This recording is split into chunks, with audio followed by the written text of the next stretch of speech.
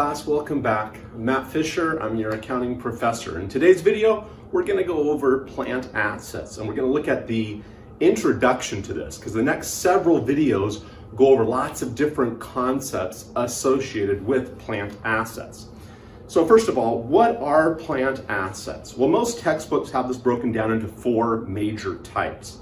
The first one being land. Land includes the cost that we pay for the land, plus such things as the commissions, delinquent property taxes, legal fees, title insurance. All these costs that are accumulated when we purchase land all go into that land account. They all get accumulated into that one account.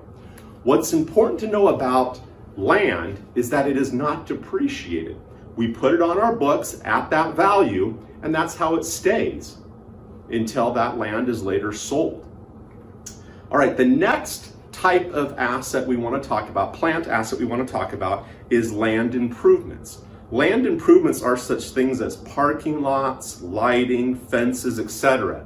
These are things that are kind of on the land, right? So a lot of times people are thinking, oh, these are land. No, we call these land improvements. They're different than the land because they depreciate.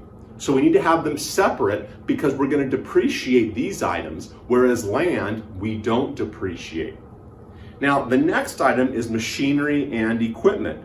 This includes the cost of these assets, plus all the costs to get these assets to our place of business and ready for their intended use.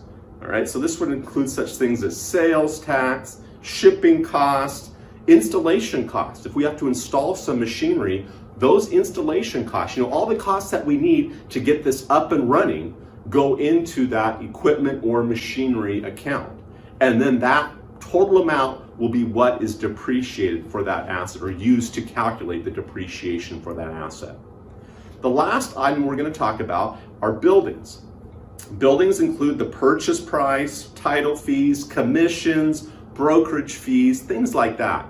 When we're purchasing a building, all those costs associated with the actual building itself, the purchase of that building, go into that. And then these costs are then depreciated based off of the different depreciation models that we're going to be looking at.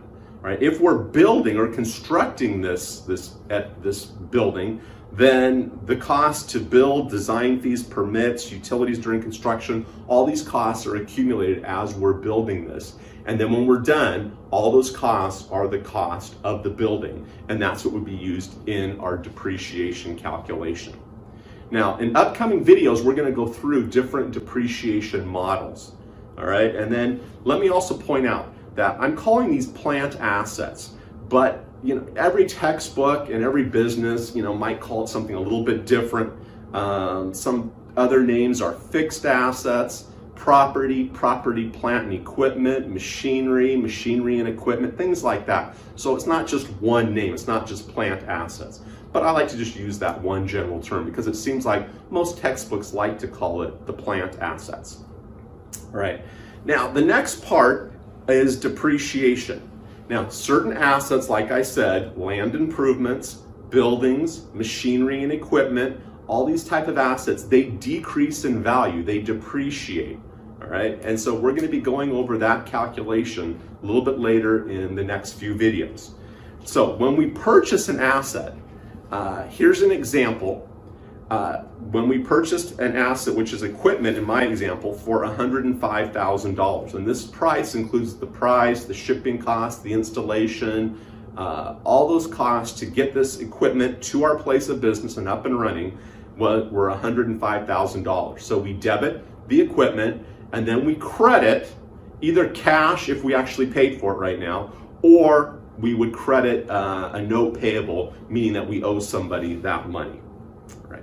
The last thing I want to talk about now are intangible assets and natural resources. Intangible assets I like to think of as like legal rights. Right? You can't touch them. They're legal rights. Well, these assets also decrease in value. Sometimes, it depends on which asset. But these are such things as patents, copyrights, trademarks, goodwills, franchising agreements, and they're technically not depreciated, but we call them being amortized. So if by our rules they are able to decrease in value, then we would amortize these items. Now, what about natural resources? If we have natural resources such as timber, coal, oil, ore, okay, these are natural resources, and they also can be reduced in value if we have this natural resource. We don't call that depreciation, we call it depletion, right? And the method that we usually use for this is called the units of production method, right? For depleting natural resources. And we will go over that method a little bit later.